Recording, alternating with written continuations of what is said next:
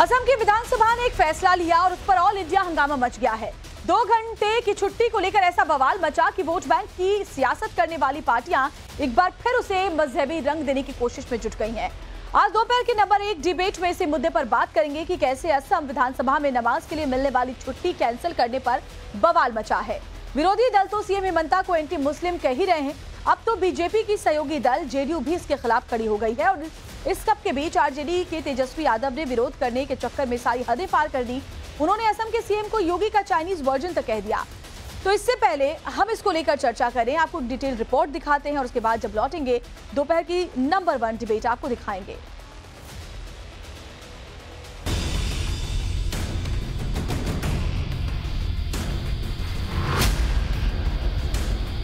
हम लोगों का जो 2 घंटा का छुट्टी है वो हमें नहीं सही है। हम ये 2 घंटा भी काम करूंगा।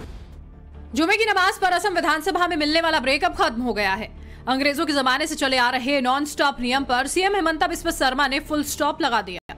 ये जो प्रैक्टिस थे ये 1937 में शुरू हुए थे। कल से ये प्रैक्टिस को बंद कर दिया गया है। मुख्यमंत्री ने क्लियर कट कह दिया कि विधानसभा में सब काम करने आते हैं। ऐसे में विधानसभा में मिलने वाले ब्रेक पर ही ब्रेक लग चुका है। जिसको नमाज पढ़ना है जरूर हो अपना नमाज अदा करेगा, उसमें कोई आपत्ति नहीं है। लेकिन जो 2 घंटा वाला छुट्टी थे वो अभी से आगे नहीं होगा। आपको बता दें कि पहले विधानसभा में नमाज पढ़ने के लिए 2 घंटे का ब्रेक मिलता था। अब असम सरकार ने इसे खत्म कर दिया है। विधानसभा में अब नमाज के लिए कोई ब्रेक नहीं मिलेगा। ये नियम साल 1937 में मुस्लिम लीग की सरकार में अमल में लाया गया था, लेकिन हेमंता सरकार ने इसको खत्म कर दिया है। नया नियम अगले सत्र से लागू भी हो जाएगा। हेमंत बिस्वा शर्मा कभी बात करते हैं डेमोग्राफी की, कभी बात करते हैं पॉपुलेशन की, कभी बात करते हैं यूसीसी की, कभी बात करते हैं CAA की, कभी बात करते हैं मुसलमानों को डिटेंशन सेंटर में भेजने की। इनको इस्लामों और मुसलमानों फोबिया हो गया है। ये हमेशा वही बात करते हैं जो मुसलमान को हिट करेगी। ये फैसला सामने आया और इसके बाद विरोधियों में खलबली मच गई। सियासी गलियारों में मानो कई नेताओं को सांप सूंघ गया। नतीजा ये रहा कि खुद वोट बैंक की पॉलिटिक्स करने वाली पार्टियों के नेताओं ने हेमंता को एंटी मुस्लिम बता दिया। पहले भी बोल रहे थे, आज फिर मैं बोल रहा हूं कि जो बीजेपी सरकार है और हेमंत बिस्वा शर्मा जैसे जो मुख्यमंत्री है, ये खुली तौर से मुसलमानों के दुश्मन है। ये एंटी मुस्लिम सरकार है। इनको हमारे खाने पीने से नफरत, हमारे कपड़े पहनने से नफरत, हमारे मदरसों से नफरत, अब नमाज से नफरत। ये साफ दिखाता है कि भाजपा सरकार डेवलपमेंट, विकास तमाम मुद्दों में फेल हो गई है। बेरोजगारी खत्म करना उनको आता नहीं है। वो लोग का मेजोरिटी है, वो लोग को जो इच्छा आई वही तो कर रहे हैं ना, क्या नहीं कर रहे हैं आप लोग खुद जानते हैं। उनकी मन मर्जी से चल रहा है विधानसभा, ये जो चल रहा है उसकी मन मर्जी से चल रहा है, जो इच्छा ही कर रहा है। लेकिन इसका करना नहीं चाहिए, ये अनडेमोक्रेटिक है। आज पावर में है, कल तो पावर में हाई रहेंगे या नहीं रहेंगे वो भी सोचना चाहिए। नहीं, जो जुम्मे की नमाज में आदमी जाता है, अपने पैदा करने वाले की इबादत करता है, उससे दुआएं मांगता है, अपने लिए भी मांगता है, अपने देश के लिए भी मांगता है। और उनको तो जहर ही फैलाना है और जहर ही उगलना है। अब मौका मिला है तो तेजस्वी यादव चुप थोड़ी रहेंगे। आरजेडी भी इस सियासी मैच में बैटिंग करने उतर गई। देखिए, जो आसाम की जो मुख्यमंत्री है वो सस्ती लोकप्रियता के लिए इस तरह से करते हैं। ये है कौन? ये केवल सस्ती लोकप्रियता चाहते हैं। और ये भाजपा के लोगों ने मुसलमान भाइयों को एक सॉफ्ट टारगेट बना लिया है। कभी वक्फ बोर्ड का आ जाता है बिल, कभी CA NRC का आ जाता है बिल। किसी ना किसी प्रकार से ये माइनॉरिटी के लोगों को, अल्पसंख्यक को ये भाजपा के लोग तंग करना चाहते हैं। ये सब तो फिर भी ठीक था, लेकिन आरजेडी के साथ साथ केंद्र में बीजेपी की सहयोगी जेडीयू ने भी इस फैसले के खिलाफ आवाज उठा दी। अरे मूल विषय यह है कि देश के संविधान की प्रस्तावना को पढ़िए। राज्य का मुख्यमंत्री होना अलग है, हर धर्म और जाति समूह को अपनी परंपराएं कायम रखने का अधिकार है। तो बजरंगबली थाना में नहीं मिलना चाहिए? विभिन्न थानों में मिलते हैं, पुलिस मुख्यालय में भी नजर आते हैं। और माँ कामाख्या का मंदिर है गुवाहाटी में, संभवतः वहीं के स्थानीय विधायक हैं। तो माँ कामाख्या का तो पट खुलता है जब बलि होता है, तब तो बलि प्रथा पर रोक लगा दीजिएगा। हेमंता बिस्वा शर्मा अपने कड़े फैसलों के लिए जाने जाते हैं, लेकिन इस बिल का मोटिव यही है कि 2 घंटे की छुट्टी से सदन की कार्यवाही पर कोई असर ना पड़े। यहाँ तक कि साल 2012 में खुद बीएसपी अध्यक्ष मायावती ने उस समय के राज्यसभा के सभापति हामिद अंसारी से सदन में शिकायत की थी कि हर दिन 12 बजे के बाद कार्यवाही नहीं होती।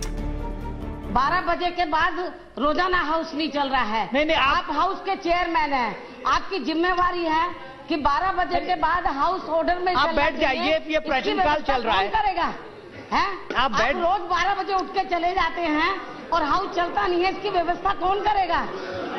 प्रश्नकाल चलने दीजिए प्लीज। कि कैसे हाउस चलेगा ये? प्लीज प्रश्नकाल चलने दीजिए। ये क्या 12 बजे के बाद हाउस नहीं चलता है? हेमंता बिस्वा शर्मा हमेशा कड़े फैसलों के लिए जाने जाते हैं।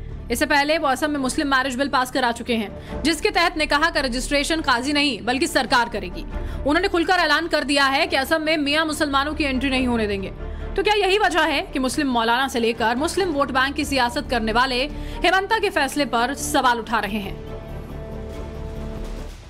और खास मेहमानों का जो बड़ा पैनल हमारे साथ जुड़ा हुआ है, रत्ना सिंह हमारे साथ स्पोक्स पर्सन है बीजेपी की, वो हमारे साथ जुड़ी हुई हैं, स्वागत है आपका। इसके अलावा साध्वी प्रज्ञा भारती हमारे साथ हिंदू धर्म गुरु जुड़ी हुई है, साध्वी जी आपका भी स्वागत है। विनोद बंसल हमारे साथ प्रवक्ता है बीएचपी के, वो भी जुड़े हुए हैं, आपका भी सर स्वागत है। इसके अलावा बिलाल खान है राजनीतिक विश्लेषक, सर स्वागत है आपका। आदिल हसन प्रवक्ता AIMIM हमारे साथ हैं, आपका भी स्वागत है। और प्रेम कुमार वरिष्ठ पत्रकार हमारे साथ जुड़े हुए हैं, आपका भी स्वागत है। आपके पास मैं आऊं, लेकिन उससे पहले जो बड़े सवाल इस बहस के लिए उठ खड़े हुए हैं उस पर नजर डालते हैं। देखिए सवाल बहुत ही सिंपल है। सबसे अहम कि सीएम हेमंता ने साफ कहा है नमाज पर रोक नहीं है, सिर्फ 2 घंटे की जो मैंडेटरी छुट्टी थी उस पर बैन लगा है। फिर सवाल क्यों हो रहा है और बवाल क्यों हो रहा है? सवाल यह भी है कि अगर इस फैसले पर सभी धर्म के विधायक की सहमति है फिर हंगामा क्यों किया जा रहा है? और तीसरा अहम सवाल है आखिर किसी धर्म को विधानसभा में ऐसी छूट क्यों मिलती है और क्यों मिलनी चाहिए? और अगला और सबसे अहम सवाल क्या है, अगर देश एक है, संविधान एक है, तो नमाज के लिए अलग विधान बनाने की वकालत क्यों की जा रही है? तमाम सवाल है जिनके जवाब हमारे खास मेहमानों का जो पैनल हमारे साथ जुड़ा हुआ है उनसे लेने की कोशिश करेंगे। सबसे पहले मैं आदिल हसन साहब आपके पास आऊंगी। मुझे एक बात बताइए, साफ साफ हेमंता बिस्वा शर्मा ने यह कहा है कि नमाज पढ़ने में कोई रोक नहीं है, बिल्कुल नमाज पढ़ने जा सकते हैं, लेकिन 2 घंटे की जो मैंडेटरी छुट्टी थी उस दरमियान उस पर पाबंदी लगाई गई है। आपको नहीं लगता कि यह फैसला देश की धर्मनिरपेक्षता को और मजबूत करता है?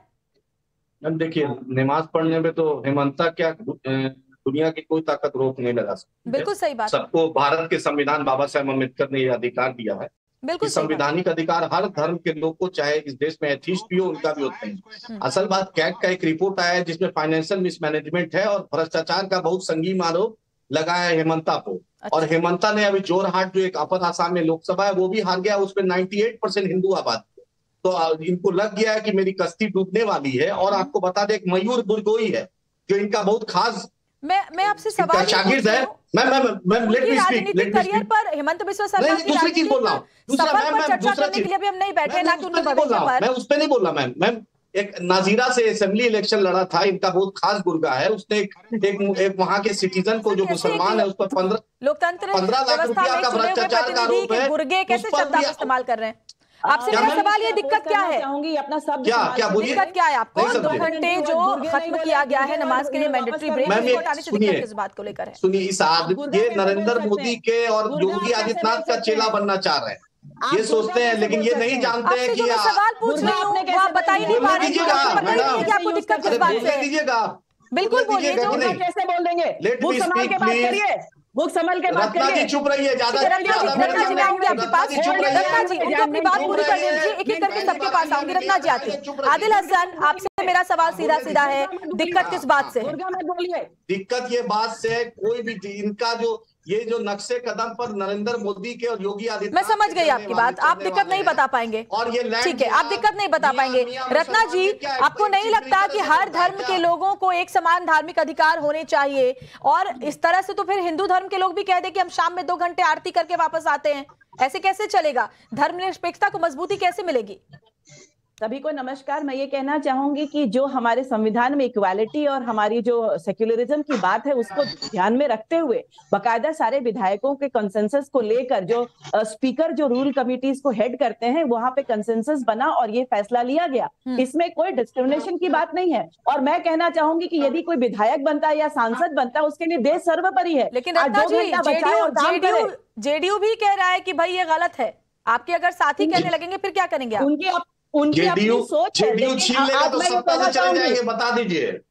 लेकिन मैं ये कहना चाहूंगी, आज मैं ये कहना चाहूंगी कि जो देश के हित में और समाज के हित में वही काम किया गया। 2 घंटा बचेगा, देश के लिए काम करिए, अपने एरिया के लोगों के लिए काम करिए, अपने क्षेत्र के लोगों के लिए काम करिए। आज हम अपने सांसद और विधायक को चुन के भेजते हैं, तो वो धर्म के नाम पर यदि हिंदू भी निकल जाए, मुसलमान भी निकल जाए, सब निकल जाए, तो पार्लियामेंट और विधानसभा चलाएगा कौन? हमारे लोगों के टैक्स से ये सारी चीजें चलती हैं, और लोगों के टैक्स वही पैसा बचने के लिए बोला जा रहा है। छोड़िए सर, आप छोड़िए। आप प्रेम जी, मैं आपसे पूछूंगी, मुस्लिम लीग के सैयद सादुल्लाह ने साल 1937 में इस प्रथा की शुरुआत की थी। क्या अंग्रेजों के जमाने से चले आ रहे प्रथाएं इसी तरह से हमेशा चलती रहेंगी? क्या आपको भी इसमें कुछ गलत लगता है? क्या आपको नहीं लगता कि धार्मिक आधार पर किसी तरह का जो विशेषाधिकार होता है वो असमानता को बढ़ावा देता है?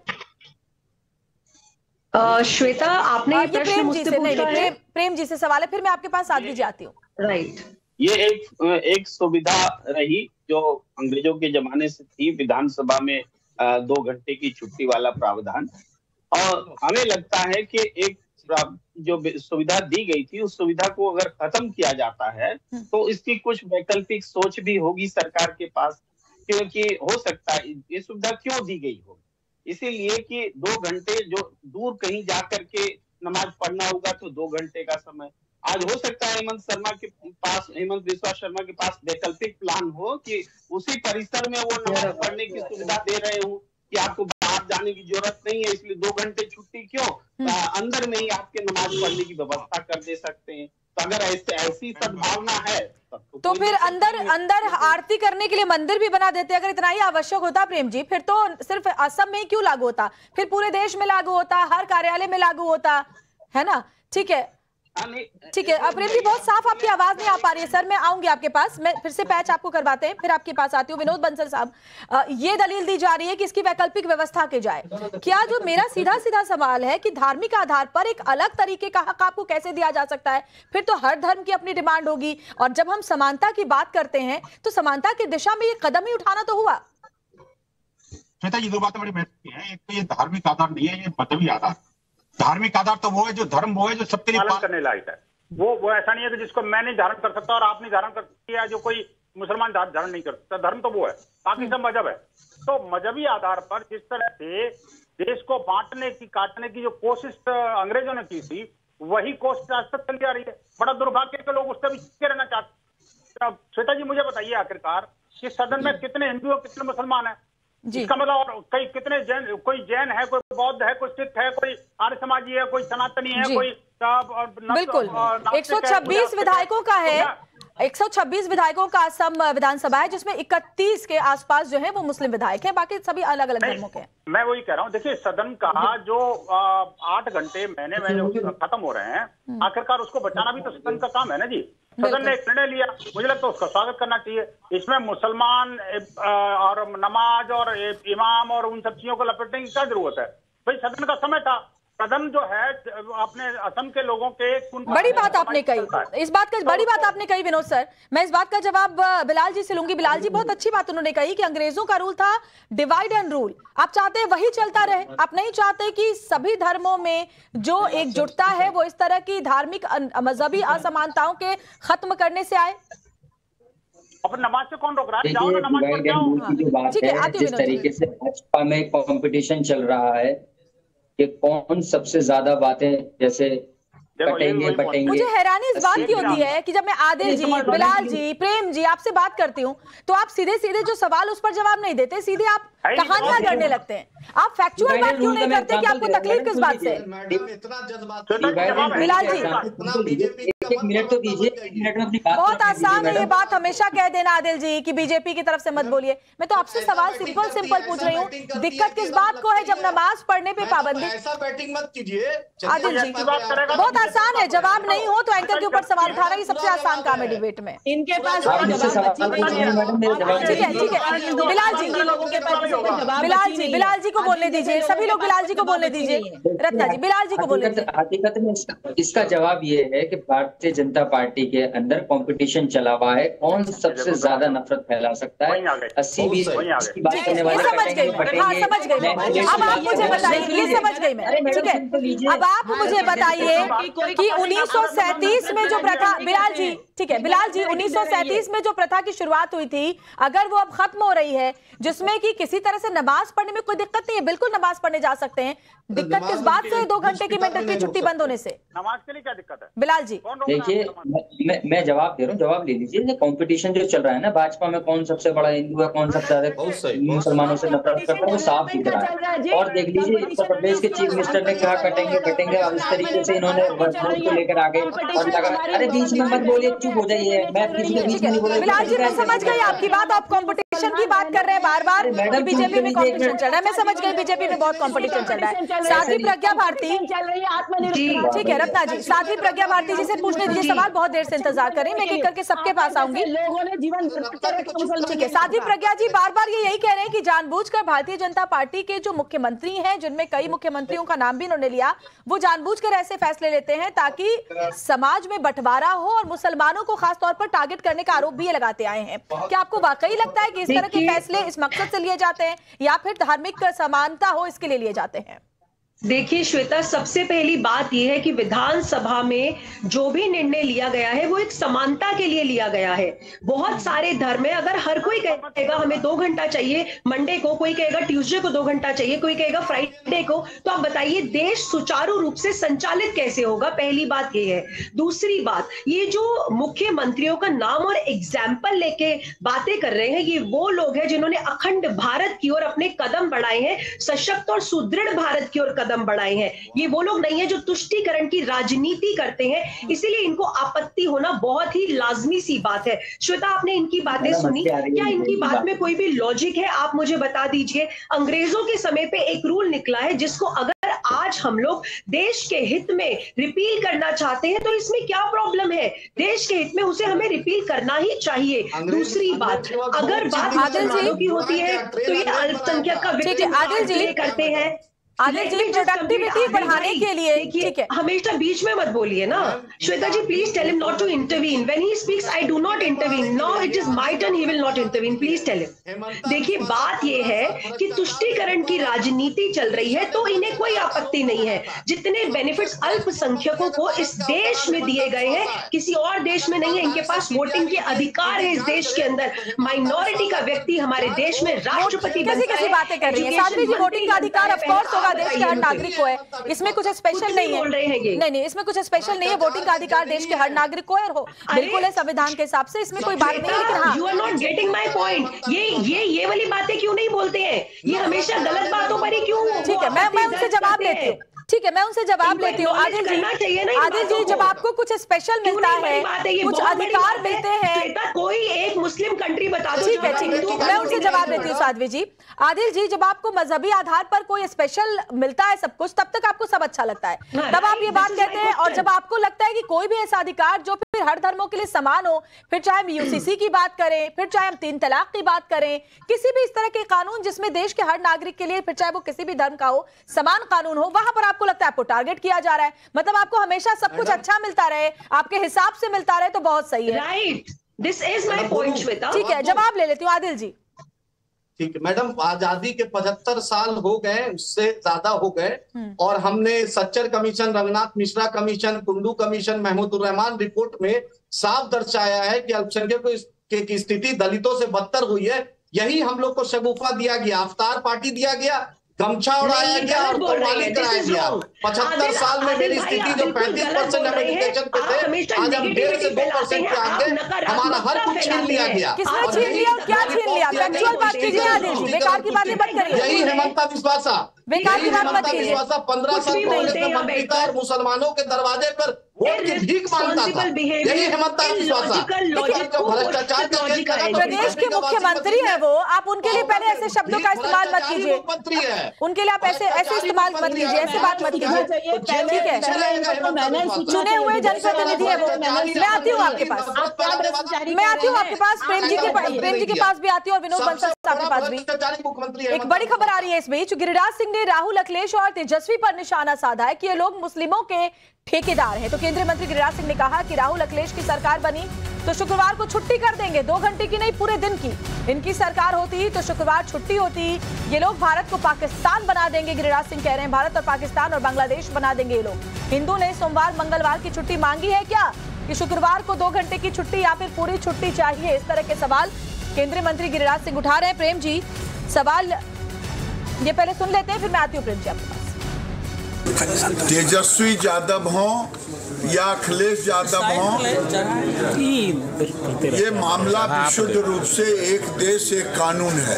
ये लोग मुस्लिम के ठेकेदार हैं, वोट बैंक के ठेकेदार हैं तेजस्वी यादव। इनका राज आएगा तो ये भले पूरे बिहार में, पूरे उत्तर प्रदेश में शुक्रवार को छुट्टी घोषित कर देंगे। मैं जानता हूँ अगर ये राहुल गांधी, तेजस्वी यादव, अखिलेश की सरकार आगे बनेगी तो भारत को ये पाकिस्तान बना देंगे और बांग्लादेश बना देंगे।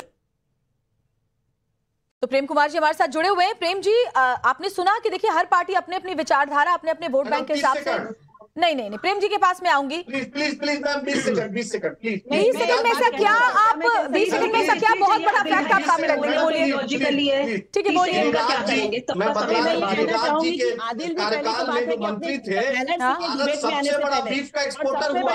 ठीक है, गिरिराज जी मंत्री थे, सबसे ज्यादा बीफ का उत्पादन गिरिराज जी के हुआ है। और गिरिराज जी इतनी बड़ी बात बोल रहे हैं बीफ एक्सपोर्ट पे। बताइए गिरिराज जी का क्या स्टैंड है? सबसे बड़ा बीफ का एक्सपोर्टर भारत बना है, यही गिरिराज जी, यही मोदी की सरकार में बना है। हो गया बेवजह मुसलमानों को परेशान कर, कौन मुसलमानों को परेशान कर रहा है? बेकार की बात आप कर रहे हैं। उसका पहला नाम है हेमंता। आपसे मैं सीधा सवाल पूछ रही हूँ कि आपको 2 घंटे नहीं मिलने से क्या दिक्कत है? गिरिराज सिंह को रखे हैं कि भोपू की तरह कुछ बोलते रहे। बेरोजगारी, रोजगार पर लोग नहीं सवाल कर रहे। एक पार्टी के जरूर भोपू ही होंगे, लेकिन सबसे बड़ी बात है कि भारतीय जनता पार्टी जितना मुसलमानों के लिए काम किए, खुद गिरिराज सिंह का मतलब भी है भोपू। मैं तो ये कहना चाहूंगी कि आज तक आपने मुसलमान औरतों की स्टेटस को, उनकी स्थिति को सुधारने के लिए क्या काम किया है? भारतीय जनता पार्टी की सरकार ने किया है। भारतीय असम में हिमंत बिस्वा शर्मा ने आज भारतीय जनता पार्टी के नेतृत्व में जो काम हो रहा है मुसलमान बहनों के लिए, सबको लेकर के लिए, आप लोगों ने क्या किया है? आप तो भोपू है, खुद आप राजनीति करते हैं, लेकिन आप लोगों ने वोट बैंक की राजनीति की मुसलमानों को लेकर। यही भारतीय जनता पार्टी की सरकार है कि आत्मनिर्भर भारत, जिसमें हम सभी का हक है, हिंदू मुसलमान ईसाई सभी का हक है। और हम चाहते हैं कि हमारी मुसलमान बहनें भी बैठे, लेकिन आप तो चाहते हैं कि लोगों का पैसा मिले, लोगों का पैसा आप खाएं। सांसद और विधायक लोग 2 घंटा 3 घंटा की छुट्टियां बनाए, ऐसा अब नहीं चलेगा। जो असंवैधानिक है वो हटाया गया है। और हमारे भारत में भारतीय जनता पार्टी के नेतृत्व में, नरेंद्र मोदी के नेतृत्व में और हिमंत बिस्वा शर्मा। ठीक है प्रेम जी, मैं आपके पास आती हूँ। हो गया आदिल जी, रत्ना जी, मैं दिखा रही हूँ, समझ गए, मैं आप दोनों की बात समझ गई। आप लोगों का वोट लूट रहे हैं और कुछ नहीं कर रहे, बदतमीजी कर रहे हैं अपने लोगों के साथ। प्रेम जी, आपने भी इतने वक्त बड़े मीडिया हाउस में काम किया है, बहुत अच्छा आपका एक्सपीरियंस रहा है। आपने भी देखा है कि कैसे जब हम रमजान के दौरान की बात करें, इफ्तार के वक्त आपसी सहमति, आपसी प्रेम से मुस्लिम समुदाय के लोगों को इफ्तार के लिए ब्रेक देना हमेशा से हिंदू समुदाय ने किया है। जब नवरात्र का मौका होता है तो मुस्लिम समुदाय की तरफ से हिंदू समुदाय के लोगों को थोड़ी देर उनका काम हाथ में ले लिया जाता है। इस तरह की व्यवस्था एक समानता लाती है। लेकिन किसी धर्म के आधार पर आपको 2 घंटे की छुट्टी सिर्फ नमाज पढ़ने के लिए मिले, आपको उस हिसाब से छुट्टी मिली, ये तो असमानता की बात हुई। क्या इसका स्वागत नहीं किया जाना चाहिए? जो प्रथा 1937 से चली आ रही है, क्या उसी को हम हमेशा बनाए रखेंगे? फिर आप किस तरह से समानता की बात करेंगे? कुछ बातें घोषित होती हैं और कुछ अघोषित होती हैं। जो नमाज के लिए 2 घंटे की छुट्टी है वो घोषित तौर पर रही है, लेकिन अघोषित तौर पर भी बहुत सारे प्रचलन में चीजें होती हैं। देश में कौन सा सरकारी कार्यालय होता है जहां सत्यनारायण भगवान की पूजा नहीं होती कोई नई बात शुरू होने पर, जहां पर नारियल नहीं फोड़े जाते, जहां पर मूर्ति नहीं रखी जाती? तो नमाज पढ़ने की मनाही तो अभी भी नहीं है ना प्रेम जी? नमाज पढ़ने की मनाही तो अभी भी नहीं है, मैंडेटरी तो नहीं है ना कि इतनी तारीख को इतने घंटे हर महीने छुट्टी मिलेगी, सत्यनारायण पूजा के लिए, ऐसा तो नहीं है ना? किसकी भी साथ है जो दिमाग 2 घंटे तो नहीं दिए जाते हैं। हर महीने की किसी खास तारीख को मिलती है क्या पूजा के लिए कोई मैंडेटरी छुट्टी? मैडम अब लोगों का टैक्स लेकर विधायक और सांसद के लिए है, लेकिन मुसलमान चले जाएंगे। ठीक है, प्रेम जी को जवाब देने दीजिए। रत्ना जी, प्रेम जी को जवाब दीजिए। प्रेम जी, नहीं, एक तो मुझे बोलने के लिए अवसर नहीं मिला, आप आए भी बोलना शुरू करते ही नहीं कि अरे काउंटर पॉइंट आने दीजिए, आप दूसरा पॉइंट लीजिए, यहाँ झगड़ने के लिए थोड़े बैठे। बोलिए। एक काउंटर पॉइंट हम दे रहे कि बहुत सारी अघोषित तौर पर नीतियां होती है, ये घोषित था, यही फर्क था। हमने ये भी कहा कि ये अंग्रेजों के जमाने से अंग्रेजों के प्रति हमारे मन में जो नफरत है, उस नफरत का इस्तेमाल मुसलमानों को दी गई सुविधाएं मिटाने के लिए थोड़े करेंगे। ये सुविधा अगर आप मिटा रहे हैं, खत्म कर रहे हैं, तो इसका मतलब है कि नमाज पढ़ने की कोई विशेष व्यवस्था भी कर रहे होंगे विधानसभा में। तो ये नमाज खत्म नहीं कर रहे हैं, ये बात हेमंत बिस्वा शर्मा भी बोल रहे हैं, नमाज पढ़ेंगे, ये बात भी है। तो इसका मतलब है क्या विधानसभा परिसर में कोई प्लेस दिया जा रहा है? मतलब आप ये चाहते हैं कि हर जगह नमाज पढ़ने के लिए प्लेस दिया जाए? किया गया था, ठीक है, विधानसभा में श्वेता, मेरा एक प्रश्न है। साध्वी प्रज्ञा जी, क्या आपको लगता है कि इस तरह से हर सरकारी कार्यालय में और विधानसभा जैसी जगहों पर, हर विधानसभा में इस तरह की एक जगह सुनिश्चित की जाए जहां पर नमाज पढ़ी जाए, एक ऐसी जगह सुनिश्चित की जाए जहां आरती चली जाए? बिल्कुल नहीं ऐसा होना चाहिए। अगर ऐसा होगा तो आप बताइए देश सुचारू रूप से कार्य कैसे करेगा?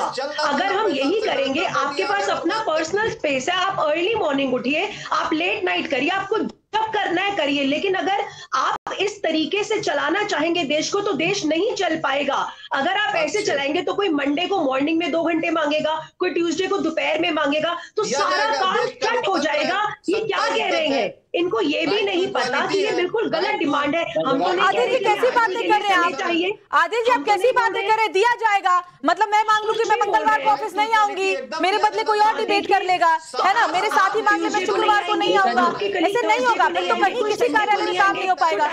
भारत तो चल गया। आदिल जी कैसी बातें करते हैं आप? कह रहे हैं अधिकार है तो क्या इंसान काम न करे, फिर घर बैठ जाए, साधु बन जाए, ओवैसी साहब ने मांग किया, मौलवी बन जाए? क्या बातें करते हैं आदिल हसन? मैम अकबर ओवैसी साहब ने मांग किया है विधानसभा में 2 दिन छुट्टी का। आप ओवैसी जी का तो नाम मत लीजिए, आदिल भाई ओवैसी जी का तो नाम मत लीजिए, इतने दोगुले। अच्छी बात है, अच्छी बात है, मांगा है मैडम, अच्छी बात मांगा है, अच्छी बात है, मांगा है। मुसलमान डरा हुआ है, मुसलमान से चला नहीं जा रहा, मुसलमान को सांस नहीं आ रही, और यहाँ पर इतना ज्यादा तुष्टिकरण की राजनीति चल रही है।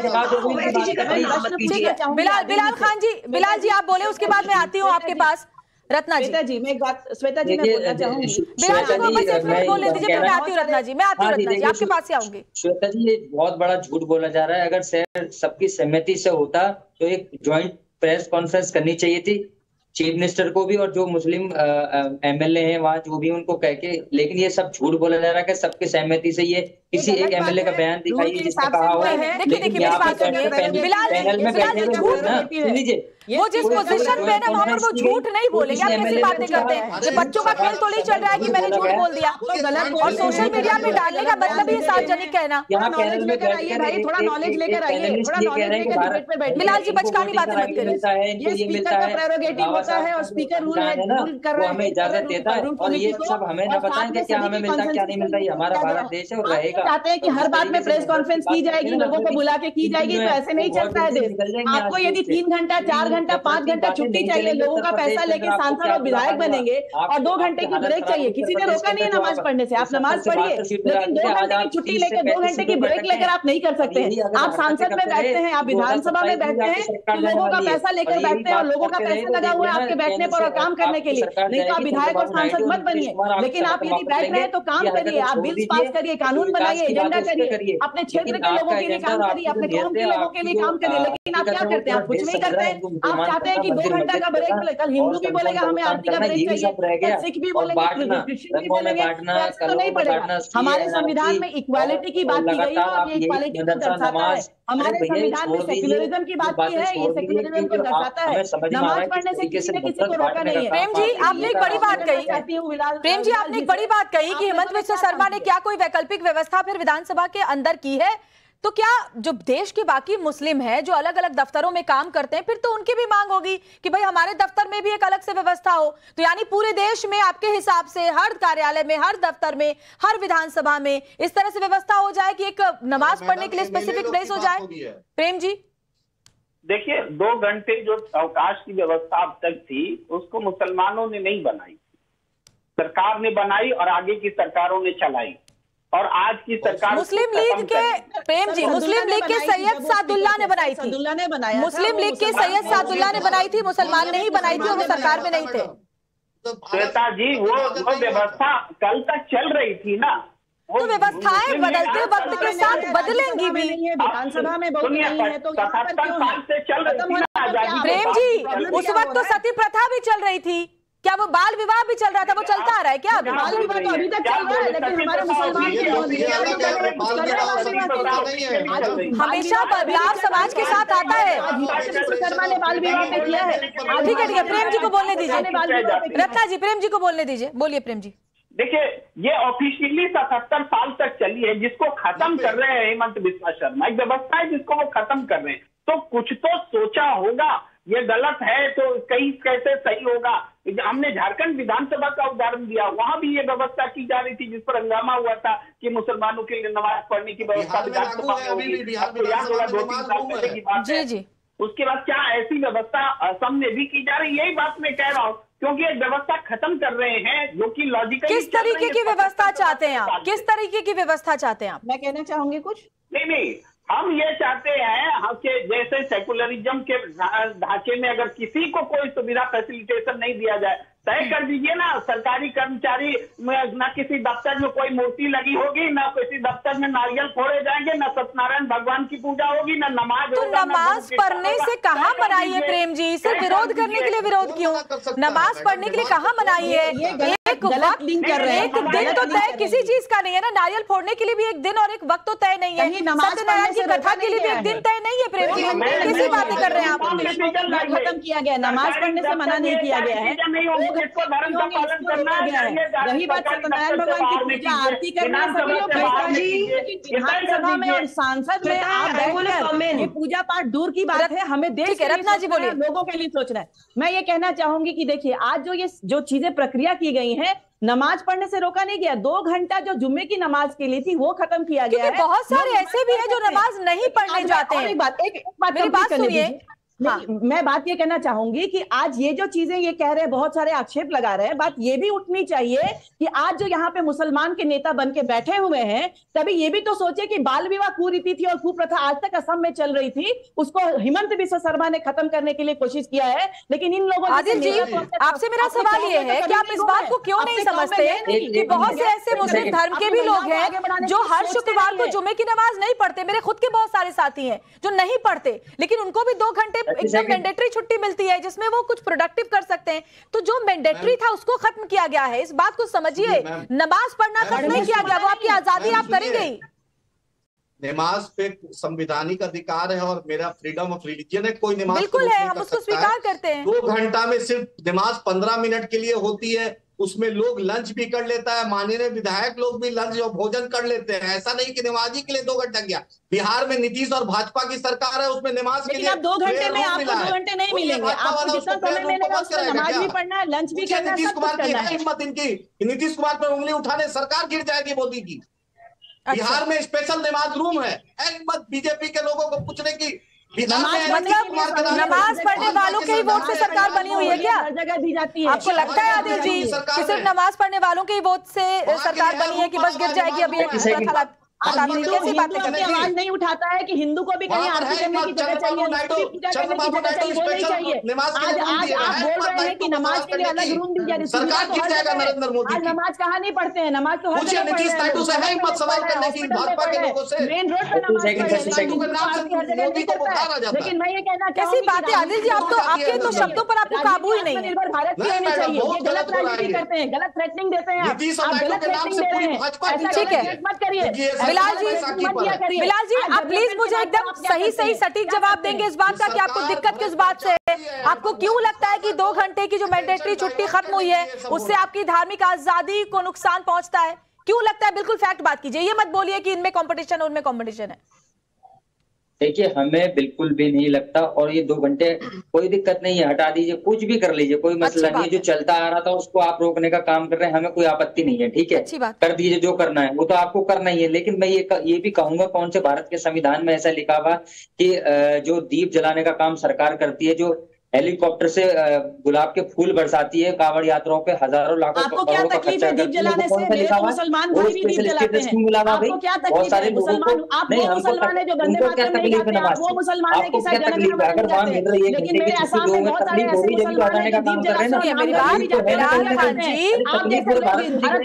कोई चीज अपनी इच्छा से करना, बिलाल मेरी बात ठीक है, रत्ना जी मुझे बोलने दीजिए, रत्ना जी मुझे जवाब देने दीजिए। बिलाल जी, कोई चीज अपनी इच्छा अपनी धार्मिक आस्था से करना और किसी चीज को मैंडेटरी करना, इसमें फर्क है, इस बात को समझिए। दीप जलाना सरकार ने मैंडेटरी नहीं कर दिया कि घर घर में दीप जलाना है। लाखों रुपए का दीप जो जला था अयोध्या में, वो सरकारी टैक्स पेयर के पैसे से जला, अपनी इच्छा से जलाया, मैंडेटरी नहीं कर दिया कि देश के अपना जलाना है। साध्वी प्रज्ञा तकलीफ है, आज यही भारतीय जनता पार्टी की सरकार ने हर यात्रा के लिए सहूलियत। ठीक है साध्वी प्रज्ञा, मेरी आवाज मिल रही है तो आप जवाब दिया था। ठीक है रत्ना जी, साध्वी प्रज्ञा को बोलने किसने अच्छा था सुझाव देकर। एक बार श्वेता इन लोगों को प्लीज चुप करवा दो, ऐसे तो फिश मार्केट बन जाता है। देखिए बात ऐसी है, ये जो बोल रहे हैं बिल्कुल गलत बोल रहे हैं। दीपोत्सव की ये बात कर रहे हैं, दीपोत्सव पे दीप जलाना इससे कंपेयर नहीं किया जा सकता है। कांवड़ यात्रा में फूल बरसाना इससे कंपेयर नहीं किया जा सकता है, क्योंकि आप हर शुक्रवार को 2 घंटे बर्बाद कर रहे हैं, ये बिल्कुल गलत है। आप नमाज पढ़िए, नमाज पढ़ने से किसी को आपत्ति नहीं है, किसी को भी, लेकिन विधानसभा को बंद करके 2 घंटे का अवकाश देकर नमाज पढ़ने से आपत्ति है, और ये लॉ खत्म करना देश के हित में है। इससे देश को एक नया रूप मिलेगा। आप देखिए, और ये जो यहाँ बैठकर, चाहे वो प्रेम कुमार जी है, चाहे बिलाल खान है या आदिल है, आप इनको देखिए, इन लोगों को इतनी ज्यादा तुष्टीकरण की राजनीति की आदत पड़ गई है, अल्पसंख्यक का विक्टिम कार्ड खेलने की आदत पड़ गई है, जिस पर कोई लॉजिक नहीं है इनके पास। बस अब दीपोत्सव ले आए, अब कांवड़ यात्रा ले आए, अब सनातन धर्म को ले आएंगे। अरे आप लॉजिक से काटिए ना बात को। अगर देश में एक अच्छा कानून बनने जा रहा है तो बिलाल आपको आपत्ति क्या है? आपको हाँ बोलना चाहिए। आप दीपोत्सव की बात भी कैसे कर सकते हैं? दीपोत्सव साल में एक बार आता है। आदिल, ठीक है आदिल जी, आदिल हसन साहब, सनातनियों की आस्था जुड़ी। आदिल हसन साहब, मैंने हमेशा ये महसूस किया है कि जब भी, ठीक है हो गया, प्रज्ञा जी उनसे सवाल पूछने दीजिए। अभी आपने कहा कि फिश मार्केट लग रहा है, वाकई वैसे लग रहा है। आदिल हसन साहब, मैंने देखा है कि जब भी कोई ऐसा कानून आता है या फिर ऐसी कोई बात सामने आती है जिसमें सभी के लिए समान अधिकार हो, वहां पर आपके लिए मुश्किलें खड़ी हो जाती हैं। ऐसे तो आप सबके विकास और सबको एक साथ होने की बात कहते हैं, लेकिन अगर 3 तलाक की हम बात करें, वक्फ बोर्ड में संशोधन की बात करें, किसी तरह की कोई बात करें, तो फिर आप अपनी मजहबी आजादी की दुहाई देने लगते हैं। मैम ये बहुत सेलेक्टिव अप्रोच है।